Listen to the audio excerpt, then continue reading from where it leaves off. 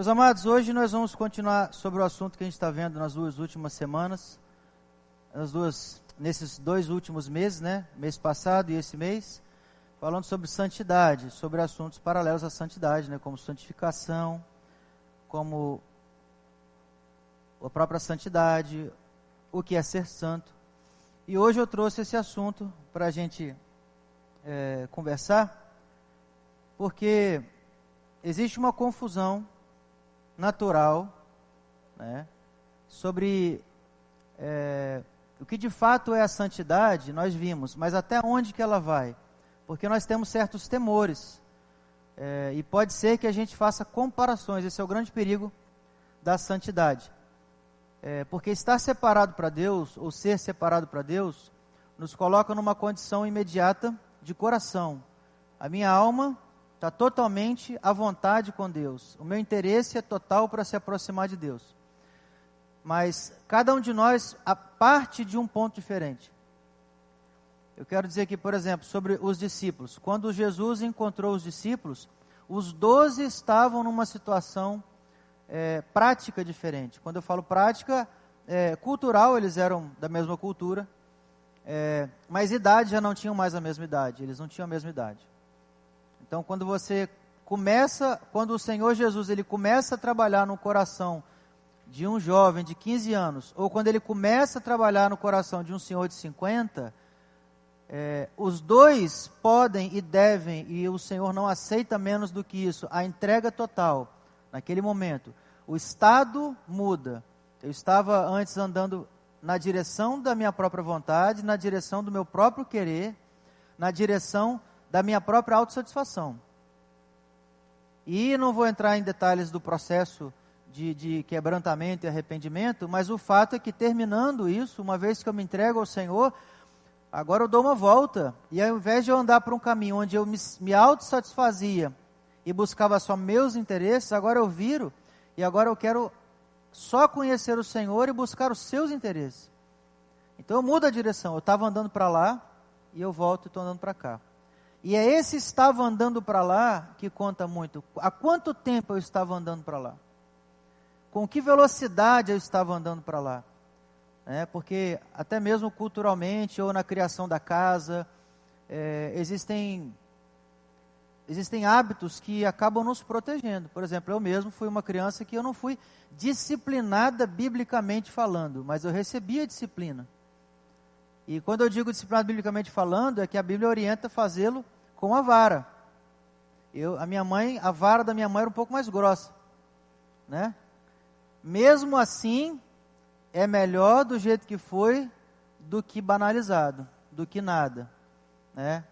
Então, na época onde eu era criança, né? E não interessa que época era essa,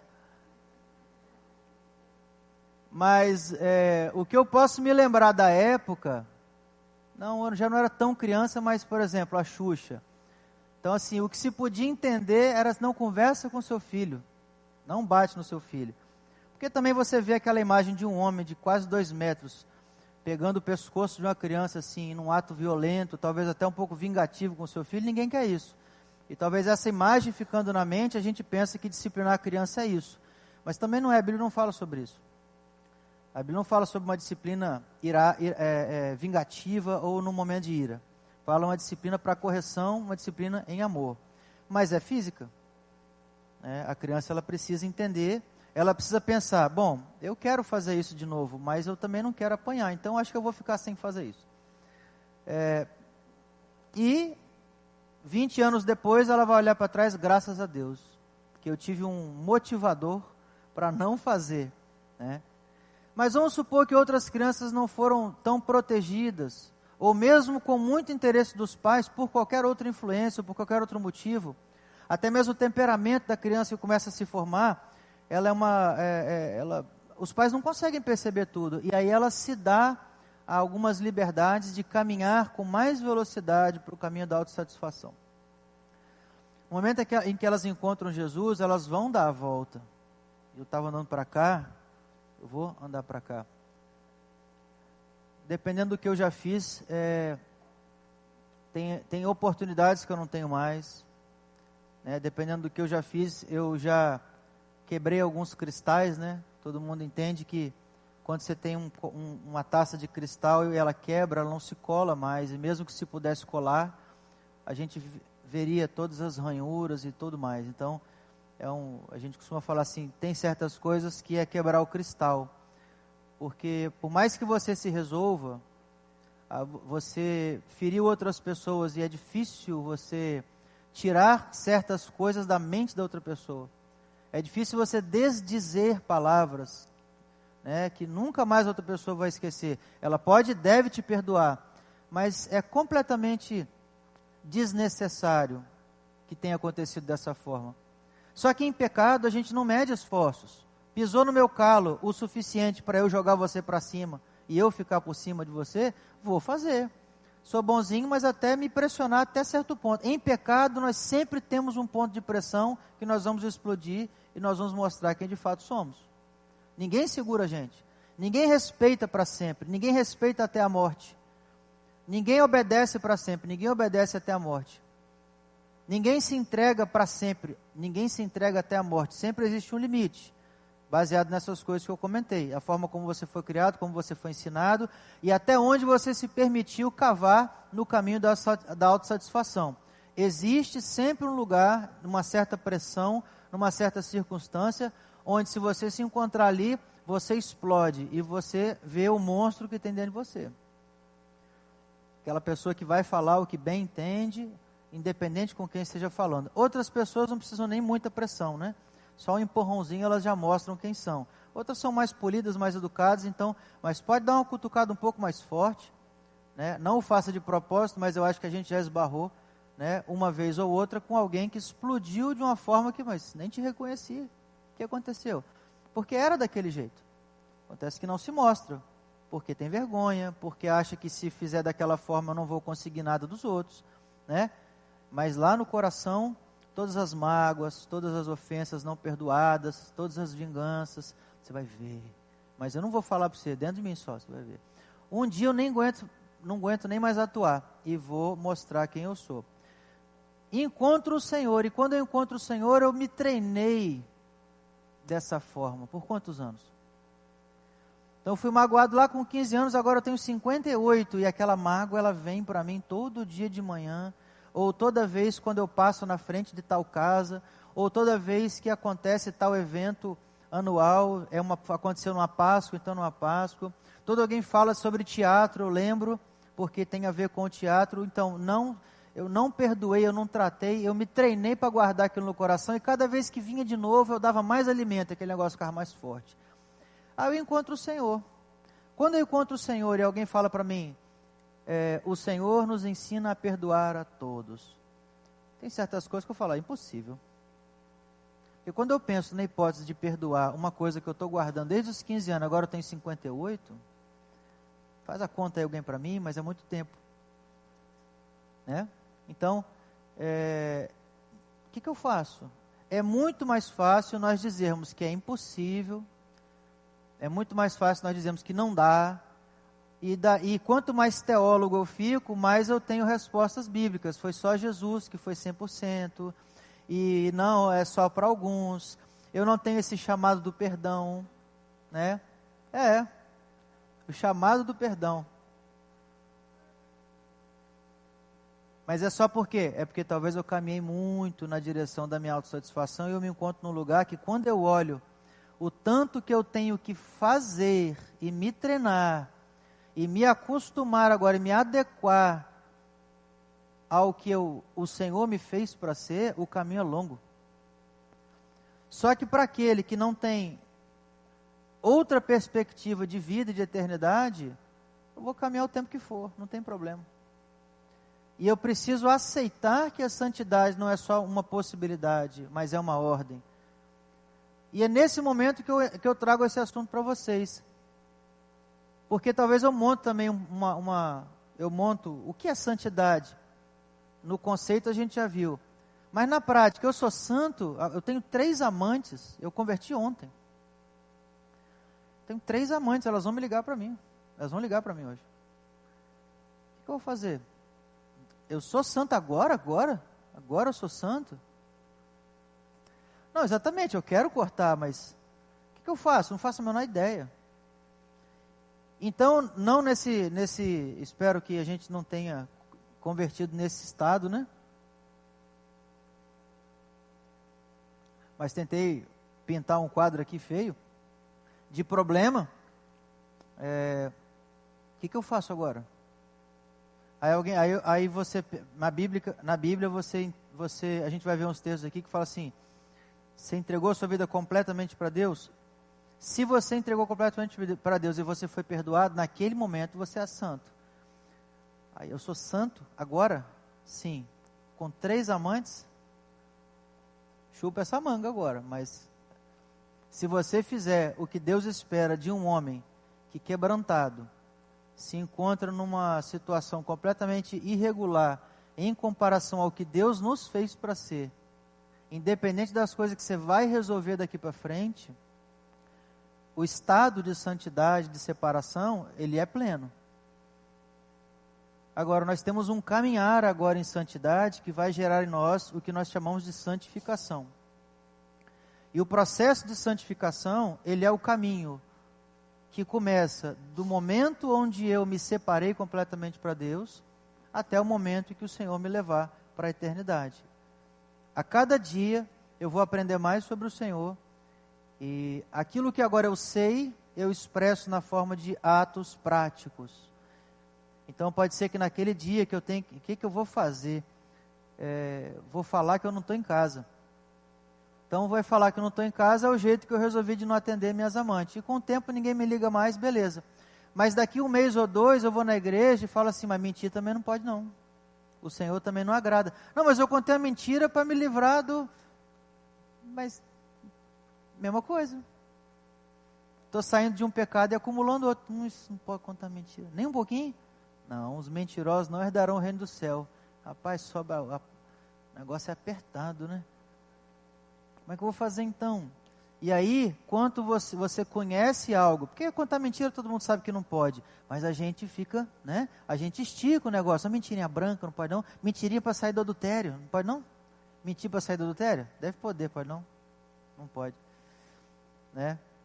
Não pode, eu não posso cometer um pecado para sair de outro. Né? A coisa não quantifica dessa forma, é um estado. Porque se eu sou separado para Deus, eu não peco.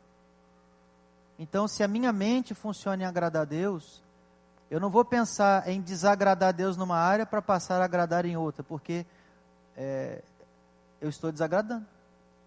Não é mudar de área, o Senhor nos quer agradáveis à sua presença. Só que eu não tenho tanta luz assim, eu não tenho tanto entendimento. Então, com o tempo eu vou aprendendo mais e eu vou me adequando mais ao que Deus sempre quis que eu fosse. Mas enquanto eu não sei, enquanto eu não tenho aquela noção plena, clara, enquanto eu não tenho aquela convicção mesmo, não é algo que eu já sei ou que eu desconfio e que eu evito saber mais porque eu acho que começou a pegar para o meu lado. Não, eu realmente não faço ideia. Eu achei que esse tipo de coisa eu podia falar e não tinha problema, porque a minha intenção era em não fazer que elas ligassem para mim. Estou arrumando um jeito de contar para minha esposa, vou confessar para ela, vou falar sim, eu espero que Deus me ajude e tal, mas eu não tenho pleno conhecimento de todas as coisas, eu estou andando.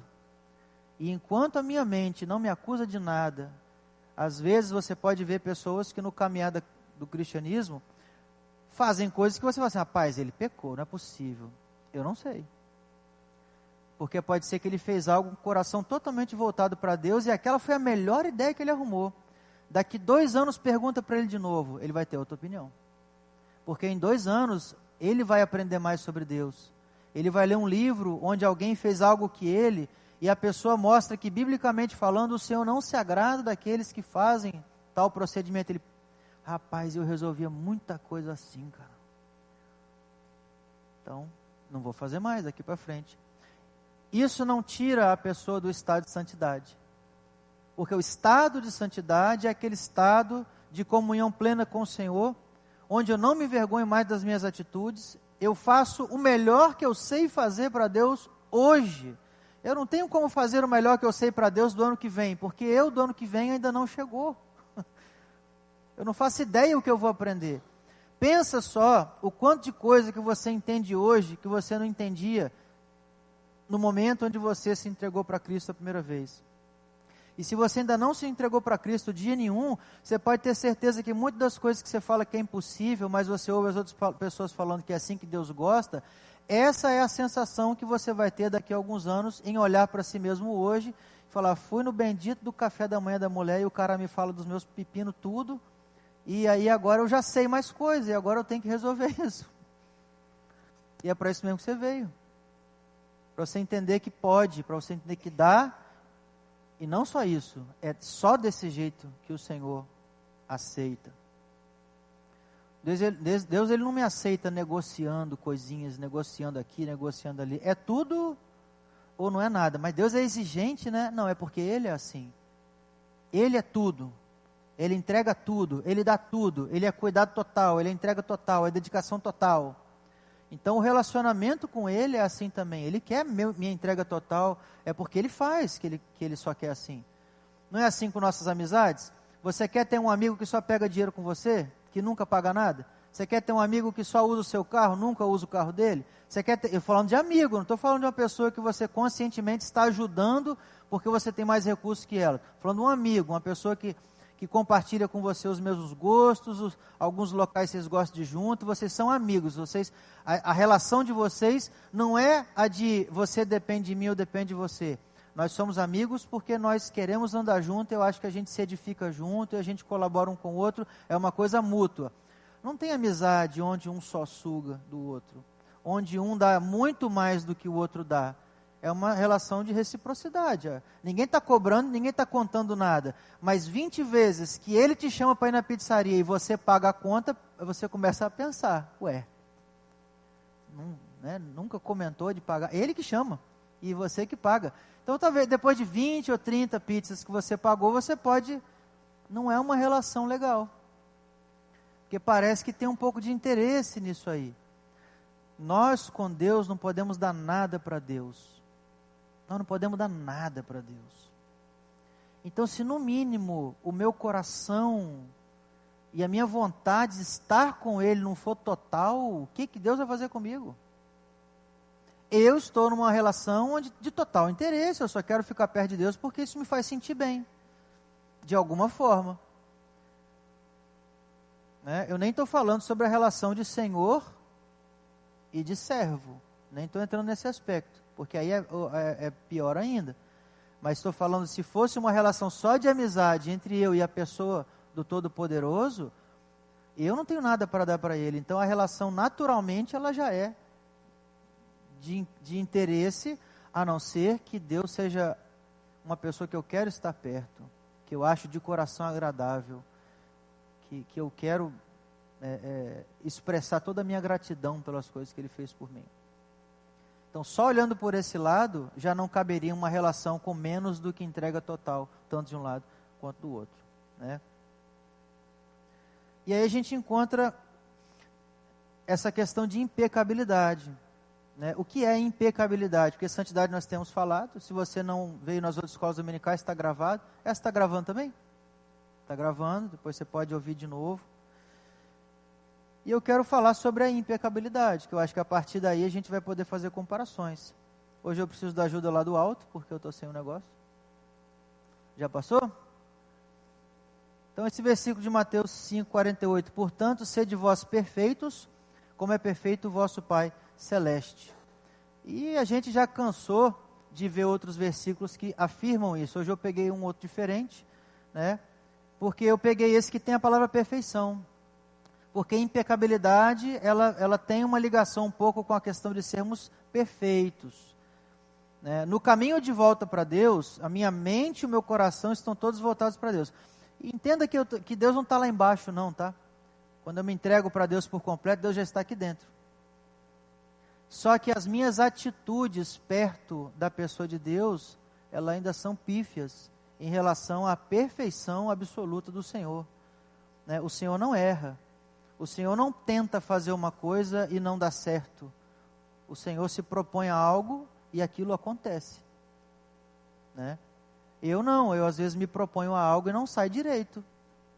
Quem veio hoje cedo viu que somos pessoas bem intencionadas, mas entre o que a gente põe na cabeça e o que sai, né? A ideia da melancia até foi boa, mas eu comi a melancia. E eu acredito que nenhuma das mulheres que estava lá embaixo achou que algum daqueles homens fez de mau grado. E nós somos seres humanos, nós conseguimos ver isso um no outro. Deus que sonda o nosso coração consegue ver muito mais. Então eu consigo quase que ver. Alguém pode fingir muito bem e eu posso não notar. Fingir que está de boa vontade e não está. Mas em geral, a gente consegue pegar isso. Então se alguém tivesse com má vontade lá mesmo, num momento ou outro a gente ia ver um sinalzinho de descontentamento, uma coisa assim. Mas até onde eu vi estava todo mundo disposto. Eu acho que as mulheres estavam mais dispostas do que os homens pelo nível de compreensão, de condescendência, né, e de paciência. Existiu uma boa vontade da parte das mulheres também de compreender isso tudo. E eu falei, enquanto ele estava arrumando assim, não, bota mais para. Gente, mulher não fica anotando essas coisas quando é o homem que faz, porque já sabe que. Não tem quando você. Eu tenho um filho que tem 6 anos, né, Marcelo? O Abrão? É Marcelo, né? Seu nome mesmo? Não, é porque eu estava fazendo a conta assim, esse ano ele faz 7. Aí às vezes ele já fez? Não fez, não. Tem 6 ainda. E aí às vezes ele vem, depois da escola dominical, como hoje, as crianças estão lá na salinha delas, elas vêm aqui, papai, olha o que eu fiz aqui. Ah, rapaz, e eu sei que é o melhor dela, ela fez, ela entregou para mim, por mais que a tia, ela vai, você vai entregar para o seu pai, quando sair daqui para o seu pai, por mais que ela tenha recebido uma ordem direta, assim meio, mas ela vem com boas intenções, aqui que eu fiz para você, papai, e pode estar aquele garrancho, aquele borrão, miseria, né? 6 anos, eu sei que é o melhor que ela pode, e pelo jeito que ela me entrega, e pela felicidade, pelo abraço, é que eu compreendo aquela boa vontade, eu assimilo que aquilo veio junto com todo o coração. Então a obra em si pouco importa, ou importa muito menos do que aquele desejo de agradar. Quando ele tiver 30, e ele me vier papai com um borrão na mão, sai daqui, menino safado, preguiçoso, vai fazer esse negócio direito, pai, tá doido, um marmanjo desse tamanho. Com 30 já não serve. Com 30 já não serve, porque cresce, a gente imagina que o intelecto e as capacidades elas vão crescendo. É claro que tem certas áreas que nós seremos sempre canhotos, né? Para certas coisas eu tenho 2 mãos esquerdas. Eu não presto fazer, para outras eu faço até com o pé.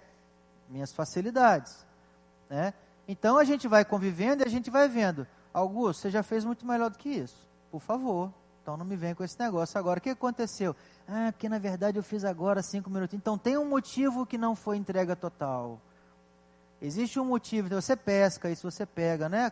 A coisa é meio telegrafada, né? Você já vem percebendo de longe, aí ó. Lá vem, ó.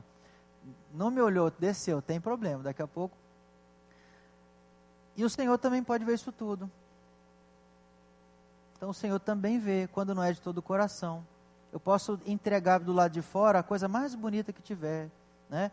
Fala em Coríntios capítulo 13, ainda que eu entregasse o meu corpo para ser queimado, para salvar alguém. Se não tiver amor, aquela atitude não serve para nada. Por quê? Porque aos olhos de Deus, se entregar em favor de alguém, até mesmo para ser queimado, não tem nenhum valor se o meu coração não estava ligado com o coração de Deus, num motivo onde isso seria agradável para Deus. Por que eu me entreguei para ser queimado? Não sei, tem pessoas que têm esse desejo de serem conhecidas após a sua morte. Não sei que vantagem muito tem isso, mas durante muitos anos, você pode ver, por exemplo, quando um homem, ele conquistava uma cidade na antiguidade e colocava o nome daquela cidade com o nome do seu filho. Por que eu não boto no meu nome? Porque se eu botar no nome do meu filho, eu vou ser engrandecido muito mais. Porque essa cidade aqui é de fulano, filho de ciclano. Então, muitas vezes você vai ver na Bíblia mesmo, ou em histórias antigas, nomes de cidades eram dadas com o nome do filho do conquistador, porque aquele conquistador tinha um desejo de ser eternizado na história. Com isso eu acho que a gente mostra um pouco essa questão de minhas obras não estavam tão longe do Evangelho. Tem pessoas mais boazinhas, né? Elas, como eu falei, por criação ou por interesse próprio, não vou me envolver com muita coisa assim que é prejudicial. Quando converte, realmente é daquele tipo que muita gente fala assim, você está indo na igreja? Mas para que você nem precisa? Né? Isso olhando num olhar de quem não entende o que acontece, né? Ou os motivos pelos quais a pessoa, que ela não está na igreja, ela se entregou ao Senhor. E precisa sim, com certeza.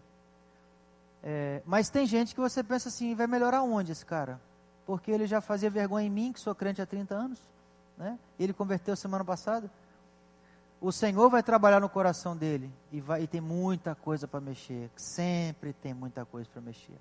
Mas tem outros que não, tem outros que se acabaram na bebida, nas drogas, nas mulheres, ou se é mulheres com homens, enfim, a promiscuidade, independente do gênero. E aí tudo que você pode somar de coisa ruim é que a pessoa estava lá no lixo, 20 milhões de pessoas orando por ela. Esse é outro perigo de não orar por quem a gente não acha que está tão perigoso, mas está tão perigoso quanto esses que são por fora tão feios. E aquela pessoa converte e ela tem uma transformação animal na vida dela. Em um ano de entrega para Deus, ela dá um salto irreconhecível.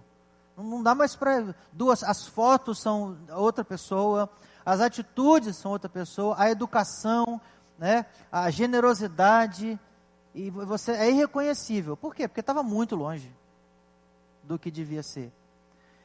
Mas o que importa na santidade, estava lá na sarjeta, lá no pó, com tudo de ruim nos últimos 20 anos acontecendo na minha vida, deixei Deus entrar no meu coração, de verdade.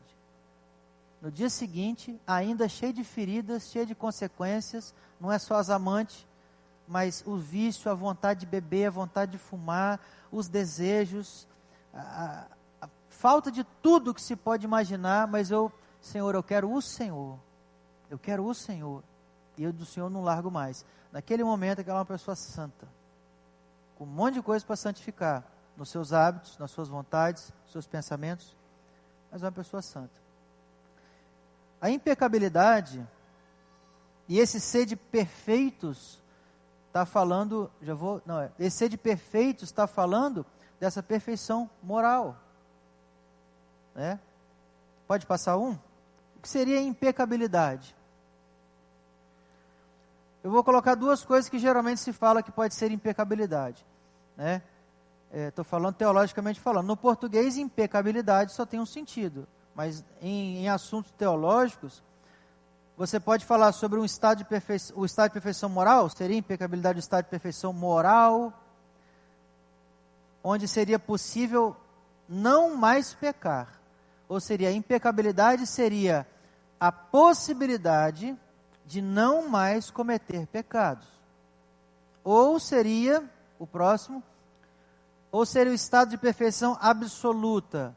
Ou seja, não seria possível cometer pecados na área moral, falando de pecado, de decisões não virtuosas, de eu sei que Deus quer que eu faça uma coisa, eu faço outra, com os olhos abertos, né? Ninguém está vendo, mas eu no meu coração entendo que Deus quer por aqui e eu vou para o outro lado.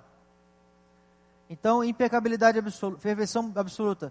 Eu não posso mais, eu sou incapaz agora de errar moralmente, ou qualquer outro tipo de erro, porque o verbo pecar, ele sintetiza a ideia de errar o alvo.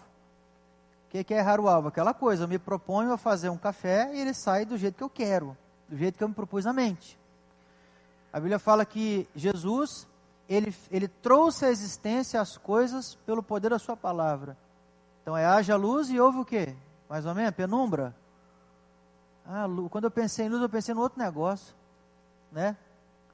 E tem pessoas que falam que a primeira profissão que existiu foi o eletricista. Que quando houve haja luz, quem você acha que puxou os fios? Né? Veio o eletricista, não foi. Não precisou de nada, não precisou de ajuste, não precisou de nada. Haja luz e houve luz. Haja separações entre os céus e a terra, e houve. Haja separação entre as terras e as águas, e houve. Né? Então que brote tal tipo de planta, e brotou tal tipo de planta. E Deus pega do barro e Ele forma o homem, sopra em suas narinas o fôlego de vida, e agora o homem passa a ser alma vivente. e depois ele fala, e eis que foi muito bom.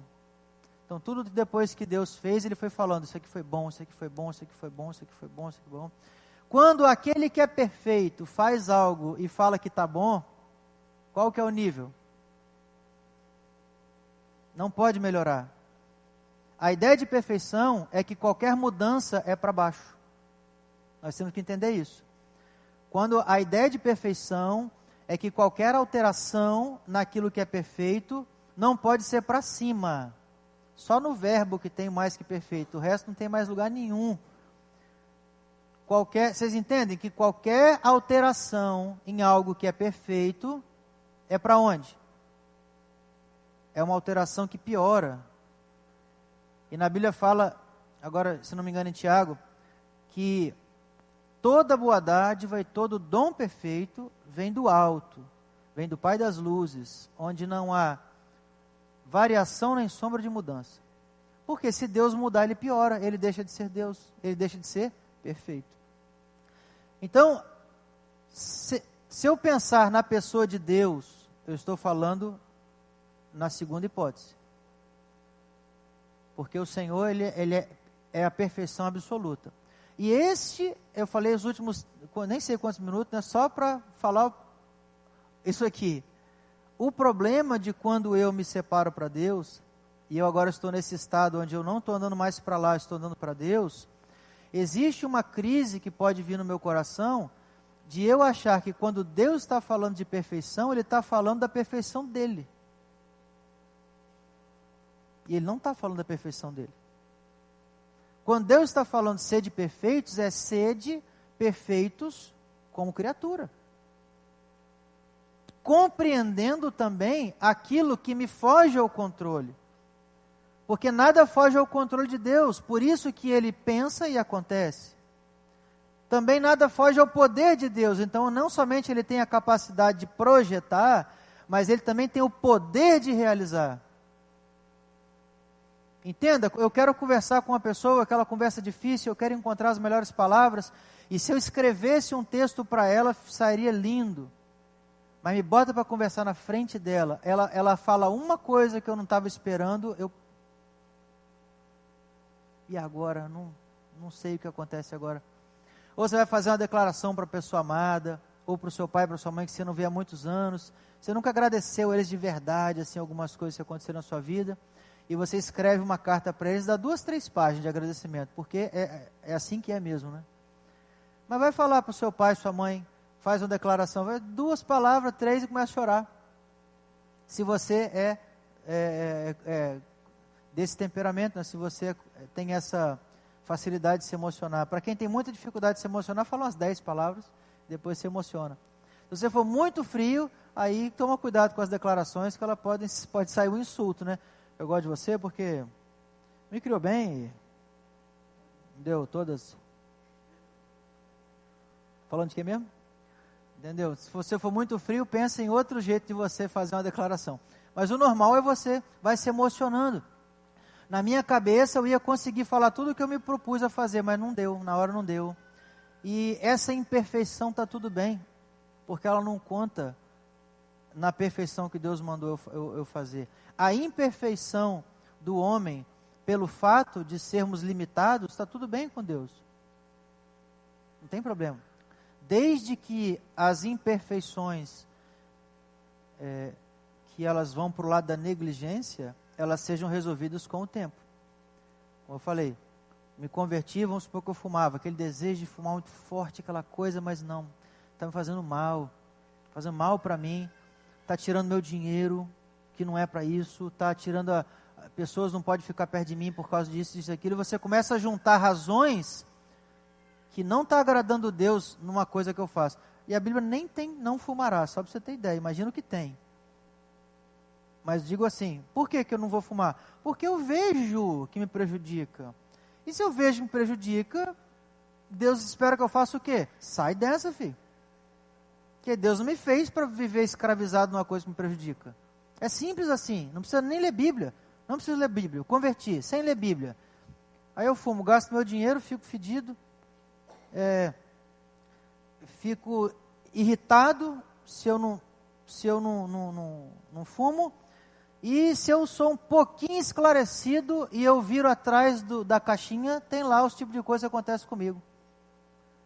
Então, quer dizer, preciso ler Bíblia para entender isso? Não. Se o meu coração já saiu daquela vida de se autossatisfazer e agora eu parei, agora eu vou satisfazer a vontade de Deus. Eu ainda nem sei o que Deus quer para mim, mas só de ter parado de andar em direção da minha satisfação, por que eu fumo mesmo? Porque eu só fumava porque me fazia bem por algum motivo, aquilo me fazia sentir bem. Agora eu não vivo mais só para me fazer sentir bem, inadvertidamente, agora eu penso nas coisas. Eu saio daquela escravidão, então eu paro para pensar. Nem precisa ler Bíblia, tem coisa que a gente sabe já que é para mudar. Né? E se aquele desejo ficar 2 anos, Deus te aceita, não tem problema. O que importa é o que você vai fazer com aquela tentação, o que você vai fazer com aquele desejo. Eu vejo pizza e eu tenho vontade de comer ela toda, até hoje. Mas eu aprendi alguns limites sobre alimentação e eu vou ficar nos pedaços da minha fome. Eu não garanto que a minha fome vai acabar com 2. Mas eu tenho que olhar para Deus depois e não me envergonhar do que eu fiz. Porque gula é um pecado que tem na Bíblia. Então você imagina, que fumar nem é algo que tem na Bíblia, mas se eu paro para pensar, eu sei o que eu faço, você imagina a gula que tem na Bíblia. Deus separou uns pedaços da Bíblia para falar sobre essa autossatisfação na área da alimentação, e às vezes a gente não para pensar, não quer saber se Deus, não precisa nem saber, desculpa, se Deus gosta ou não, se eu parar para pensar, só paro para pensar, isso aqui faz mal, isso aqui está me engordando, isso aqui está gastando meu dinheiro, bem-aventurado aquele que vai no self-service, compra 300 gramas, paga pouco, né? E o meu está mais para quase 3 quilos, então... Puxa, eu queria comer igual o cara lá e ficar bem com 300 gramas. É um caminho. Como 3 quilos, baixa para 2,5. É hora. Se eu comer 3 quilos e baixar para 2,5, eu estou fazendo um processo de adequação até chegar onde eu acho que é. E eu acho que, rapaz, 300 gramas cheguei, mas é muito pouco, passo fome. Aumenta um pouco. 500 gramas, 800, 1 quilo. Puxa. Mas sei lá, você trabalha com algo físico, algo que te cansa, às vezes você tem que bater um pratão mesmo. E a ideia é essa, de se entregar não mais para a autossatisfação, mas se entregar para aquilo que agrada o Senhor. A gente vai fazer as coisas durante o dia e não vai sentir vergonha depois de chegar diante de Deus, porque eu não pequei. Então a impecabilidade que o Senhor nos chama é a primeira. É possível não pecar. Alguém falar, mas não é possível. Biblicamente falando, é possível. Mas ninguém consegue. Você não sabe. Porque se você tem a capacidade de não mais pecar, é só usá-la. Por exemplo, nos últimos 5 minutos, se você não pecou, é só você fazer a mesma coisa que você fez nos últimos 5 minutos, o resto da sua vida. Puxa, mas é tanto tempo? Ninguém falou que ia ser fácil. E eu vou botar alguns outros textos aqui só para a gente dar mais uma última olhada. Pode passar o outro? Até aqui alguma dúvida?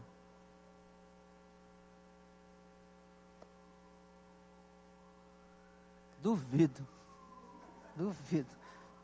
Tem que ser sincero. Perfeito serás para com o Senhor teu Deus. E o outro diz...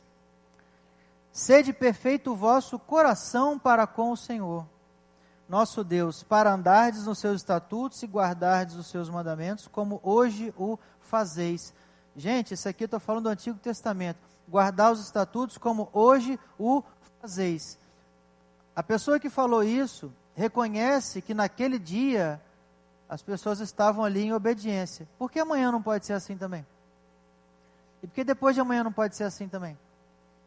E porque todo dia não pode ser um dia onde eu acordo com saudade de Deus e não com vergonha de Deus? Por que não pode?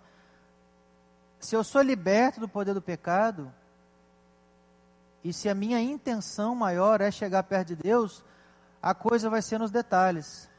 A coisa vai ser quando eu penso daqui 10 anos eu vou continuar andando com Deus e servindo o Senhor. Vou. Ah, mas eu não garanto nada. Mas viva como se você pudesse garantir, porque ferramentas o Senhor já te deu, já me deu. Ah, mas e se eu pecar? É justamente desse jeito que está escrito em 1 de João. Se você pecar, você pede perdão e Deus te perdoa. Se você pecar. O problema não é o se pecar. O problema é querer voltar para a velha vida. O querer voltar para a velha vida em si já é um pensamento de abandono da fé. O querer voltar para a velha vida é a saudade de alguma coisa que eu queria me satisfazer. Eu não posso mais com Deus. Deus me poda. Essa relação Deus não quer ter com você. Não quer. Deus não me poda em nada. O que o Senhor me faz é me levar para o seu plano eterno. O que Deus faz comigo é assim: Bruno, você andou longe de mim tempo demais. Por isso que tem coisas que eu vou falar com você que você não vai nem entender.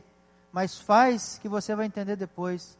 E aí você obedece, você segue os conselhos dos homens e mulheres mais experientes que você, e você batalha, e você fica firme. Mas principalmente você medita e guarda os textos bíblicos que o próprio Deus falou aquelas verdades. E você fica com a palavra de Deus no seu coração, mais do que aquela evidência que os seus olhos estão vendo. E você fala assim: não, eu vou conseguir, porque Deus falou que eu vou conseguir. Nós somos mais do que vencedores por meio daquele que nos amou. Pega isso e põe no... Eu sou mais do que vencedor, não sou derrotado. Sou mais do que vencedor. Mais do que vencedor onde? Nessa luta de ser perfeito. Eu não sou mais do que vencedor se eu for jogar bola. Pode ser que eu perca todas. Mas não é disso que Deus está falando. Deus não está falando de ganhar campeonato. Deus não está falando de o mais bonito. Deus não está falando do mais inteligente. Ainda bem que não tem do mais bonito, né? Que ia ficar difícil o céu, né?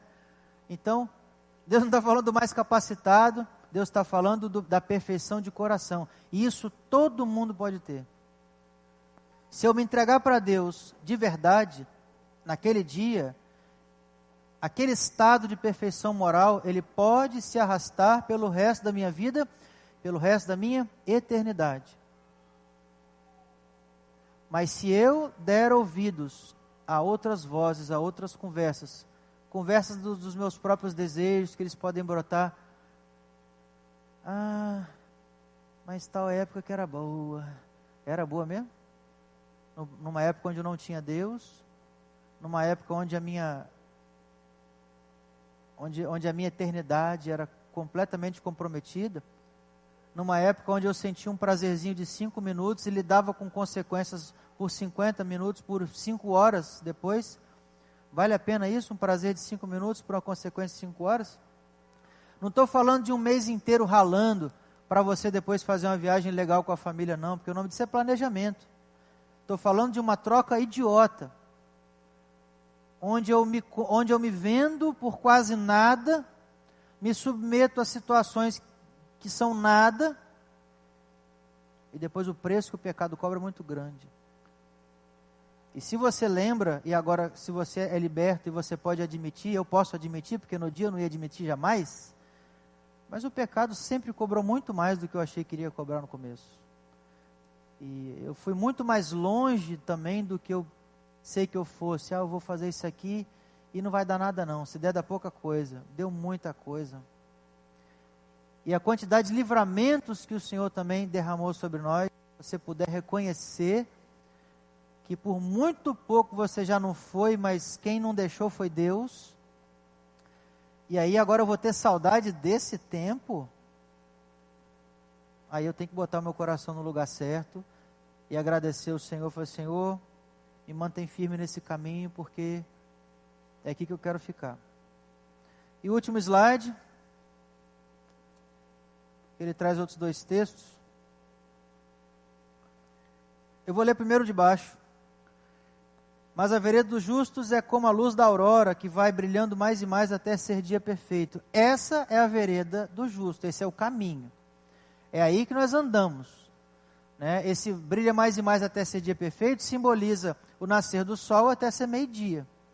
Porque meio-dia, pelo menos poeticamente falando, esse aqui é livro de Provérbios, a linguagem muitas vezes usada ela era poética. Então meio-dia é o dia que o sol, é a hora que o sol brilha mais. Está no centro, está lá em cima, né?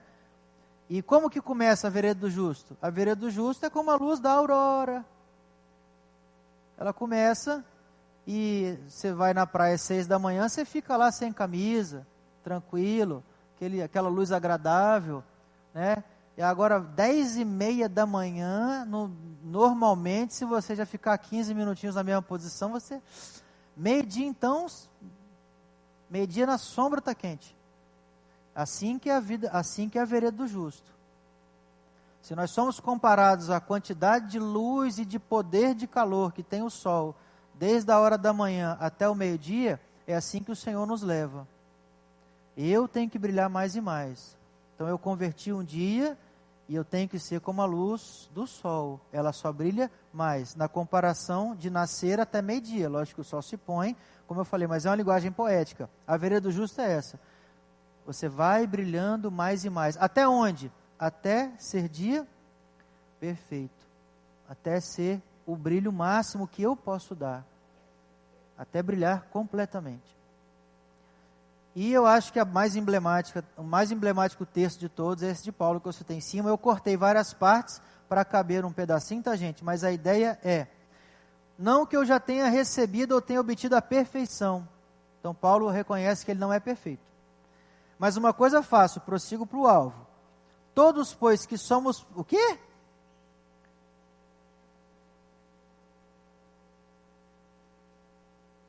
Todos, pois, que somos perfeitos, temos esse sentimento. Todavia, andemos de acordo com o que já alcançamos. Paulo, ele fala aqui das duas perfeições. A perfeição prática, a perfeição de... eu não erro nunca mais. A perfeição de... eu penso e faço. A perfeição de... Eu fui grosso com a pessoa, nem percebi, puxa, me desculpa, me perdoa, eu não queria ser grosso. Como que eu não queria ser grosso e eu fui? Mesmo sem intenção, porque eu ainda não sou perfeito.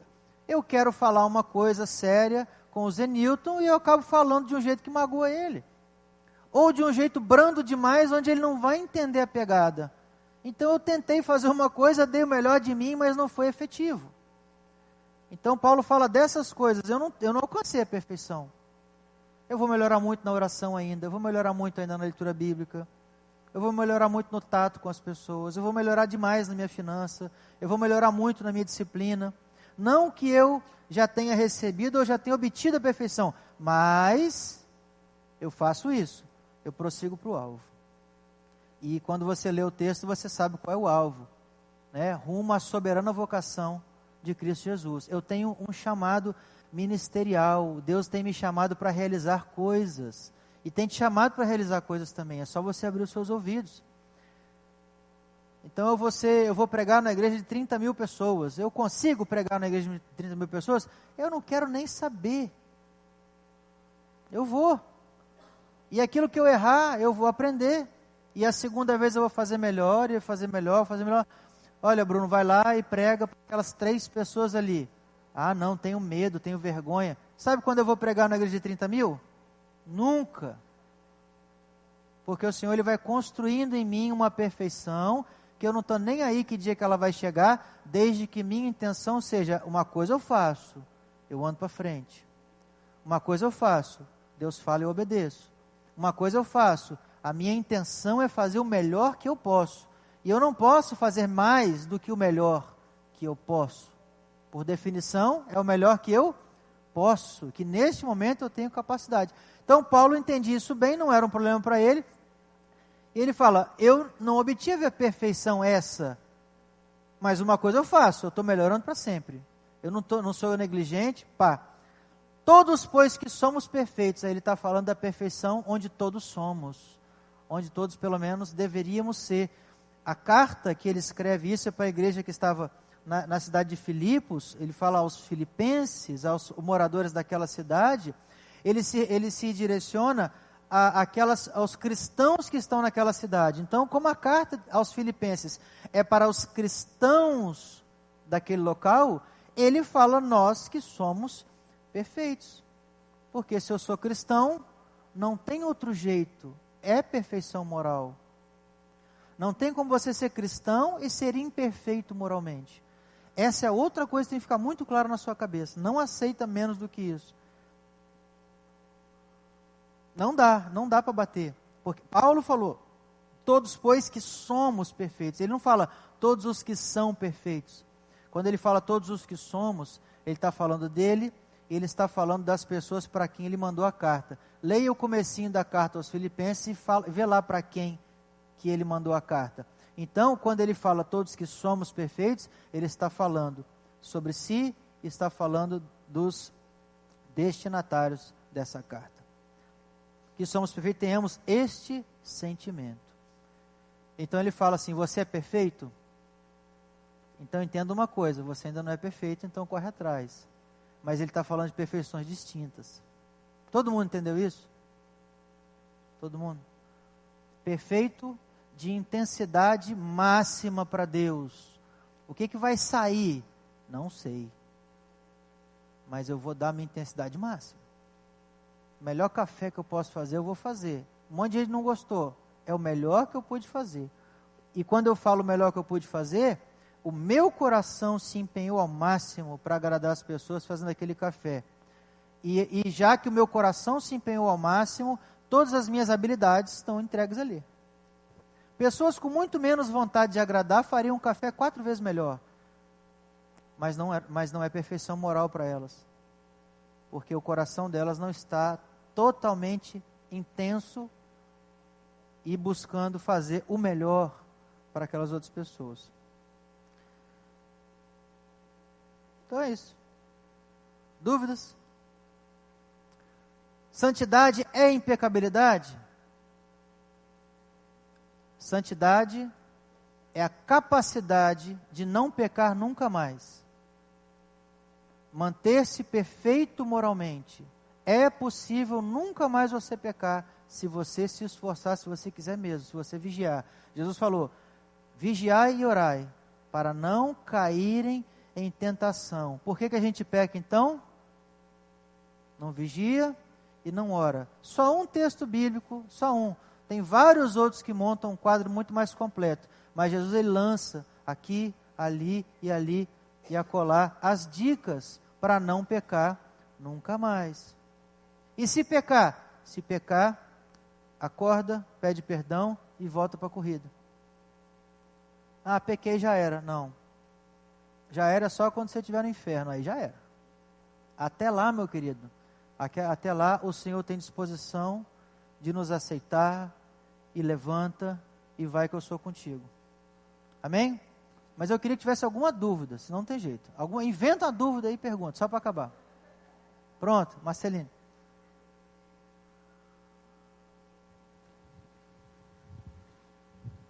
Não vou perguntar que hora que acaba não, hein? Tá bom. Não, foi para mim, assim, foi muito joia, porque a gente vê vocês de perfeito, né? Eu já fico com uma culpa de todo tamanho, né? De não ser perfeita, né? Assim, e saber que a Bíblia está falando, né? Mas agora eu entendi, ou seja... Mas a minha dúvida é assim, tem pessoas que elas são muito mais rigorosas com tudo e com si próprio, né? Então, assim, cada pecado, cada erro, ela se culpa muito.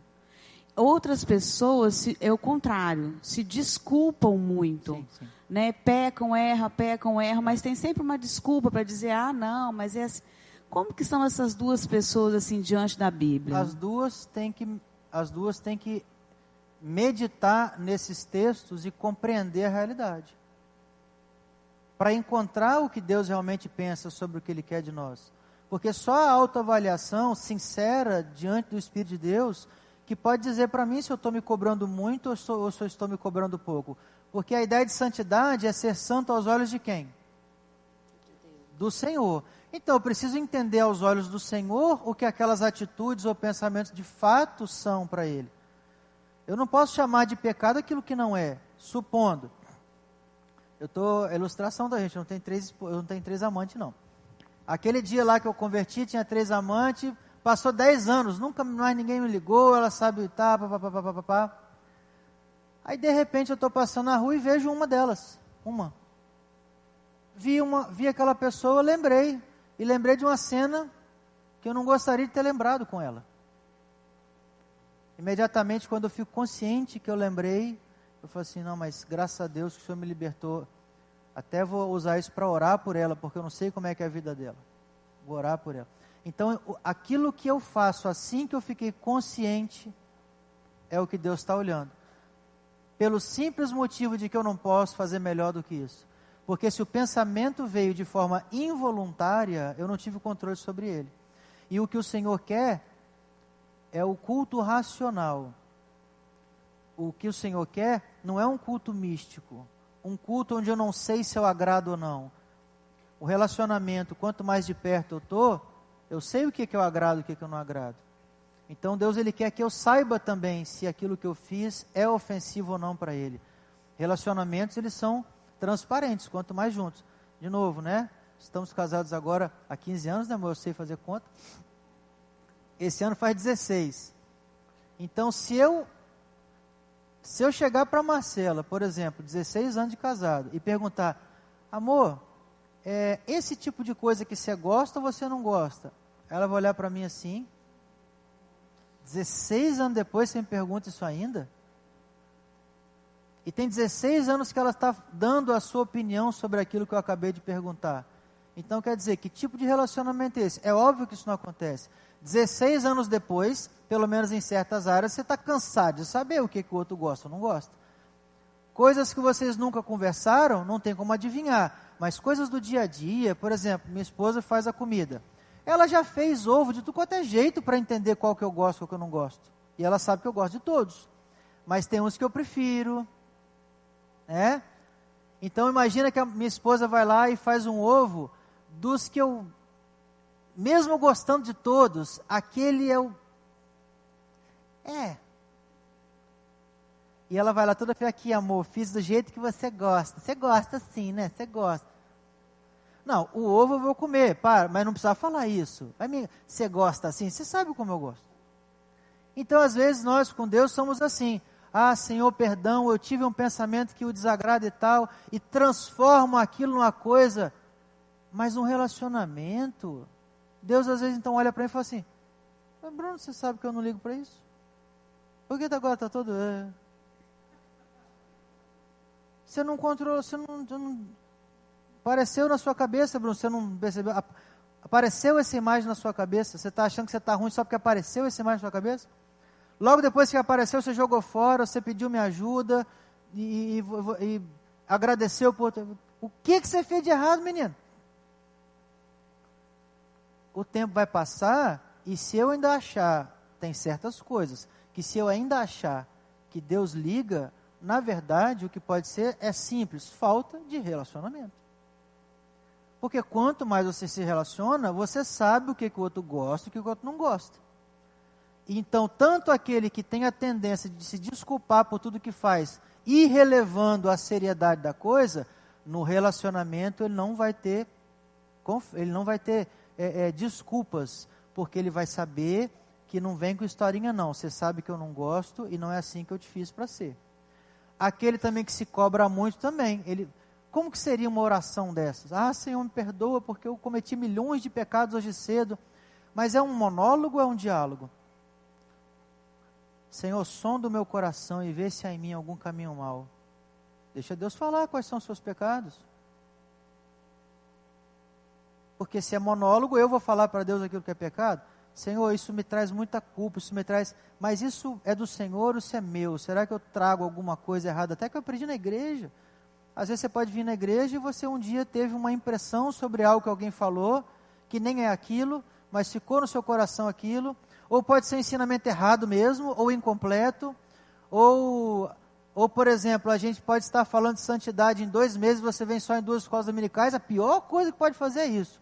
Vem em todas, para não ficar incompleto, mas o relacionamento resolve, porque se eu estou viajando 30 dias, volto para casa, Marcelo, fiquei sabendo que você fez tal coisa, você fez tal coisa? Fiz não, então tá bom. Gente, você quer saber se você desagradou a Deus? Vai lá para o homem e pergunta. Se a Marcela quer saber se ela me desagradou, o que ela faz? Ela me pergunta. Tem que ter liberdade para isso. Então eu acho, Marcelina, eu vou falar do que eu acho, só um pensamento. Talvez pensando melhor, eu elaboro melhor. Mas a primeira coisa que vem na minha mente com isso aí, isso é eu vou falar daqui 2 domingos, 3, que chama Santidade e a Religiosidade. Então quem quiser saber cenas do próximo capítulo, venha no último domingo do mês. Porque isso vai para a área da religiosidade. Eu monto um quadro de o que eu penso que é ser santo, né? E o que é isso? Eu que montei. A ideia minha daquilo que é perfeição, daquilo que é santidade. Se é demais, está errado. Se é de menos, está errado. Porque um relacionamento, você conversa com outra pessoa e você resolve. A sinceridade da busca vai fazer regular isso. Por isso que também isso em si não é um problema, porque faz parte da santificação também. A minha mente ela vai ser corrigida de falsos conceitos que eu tenho. Eu só não posso abandonar o barco. Porque se eu abandonar o barco, eu quebro o processo e aí eu fico do jeito que eu estou. E isso aí não dá, né? Isso tem que continuar o processo. Deixa Deus continuar limpando a minha ideia sobre o que é ou não pecado. Isso também conta como santificação, como eu vou aperfeiçoar nessa ideia também. Show? Eu queria mostrar uma coisa. Toda a escola dominical que nós estamos fazendo, depois a gente publica um formulário que não é pesquisa, eu não sei o nome até hoje que eu dou, não é avaliação também porque não tem nota, mas é um formulário para você participar, porque a gente também quer melhorar na escola dominical, e em contrapartida também a liderança da igreja quer saber se os assuntos estão fluindo, se os assuntos estão edificando, se os assuntos estão sendo relevantes, né? Então são perguntas muito simples. Até então elas têm se baseado só naquilo que vocês estão vendo mesmo. Então, por exemplo, o Eduardo ele vai colocar no grupo de avisos da igreja hoje um link para chegar nesse formulário. O que você vai fazer? Você vai entrar, vai demorar nada. Vamos fazer agora? Pode preencher aí você. Quem está aí em cima? É o Vitor? Então, preenche aí, Vitor. Vai clicar. O estudo dessa aula foi útil para você? De 1 a 5. Na frente dos outros ele vai botar 5, né? Lógico. Mas, deixa eu contar uma coisa aqui, sem falar nomes. Pouca gente participou das outras. Então, se eu for ficar magoado com isso, eu nem ia voltar aqui mais. Vou te falar, acho que a média é 10 pessoas entram lá. Vou jogar na cara de vocês mesmo. Mas não fico chateado com ninguém. Existem vários motivos para isso estar acontecendo. Por isso que a gente está fazendo isso aqui agora. Talvez você não sabia exatamente o que era. Não é demorado. Se você puder, pelo menos a mim me ajuda muito. Porque é a chance de você escrever tudo que você pensa sobre a minha pessoa. E eu não vou saber quem é. Olha que maravilha. Quais foram os pontos mais importantes desse estudo, sua opinião? Escreve o que você quiser, aí não tem limite. Pode abrir o seu coração ou pode falar, gostei de quando você falou sobre tal coisa. Está ótimo. Não quer escrever nada? Não escreve. Antes do estudo, como que era o seu entendimento sobre o assunto? Era tal. Depois de participar do estudo de hoje, como você considera agora o seu conhecimento? Porque eu quero saber se eu te emburreci. Porque vamos supor, o seu conhecimento era 4 antes e depois você fala que o seu conhecimento é 2. Então agora eu desinformei todo mundo. Então não. Quero saber, se você ficar igual, diz para mim que eu estou sendo muito raso. Se você entendeu muito mais, está funcionando. Conseguimos agregar algum conhecimento. Então, ficou igual, tá vendo? Não entendeu nada, não falei nada. Você gostaria de deixar algum comentário? Fique à vontade. O que você quiser. Esse aqui não gostei do café. Pode falar, não tem problema. Qualquer comentário. E o nome, opcional. Se você quiser saber que essa é a opinião que você teve sobre a aula de hoje, isso me dá a oportunidade de conversar com você depois, para talvez perguntar, se eu tiver alguma dúvida, poxa, você gostou tanto assim, você sabia 1 antes e você passou a saber 5, mas foi tão rica assim a escola dominical, porque também se for bom demais, mas eu não estou perguntando para ninguém por enquanto, é só se eu tiver alguma curiosidade, sabe? Ou talvez você faz um comentário, Bruno, você podia fazer tal e tal coisa. Talvez você tenha uma ideia muito melhor do que eu sobre como melhorar a escola dominical, então eu quero conversar com você, baseado no comentário que você fez. Se não quiser deixar o nome, fica à vontade. É isso aí, tá vendo? Brincando aqui, a gente não fez nada, clicou.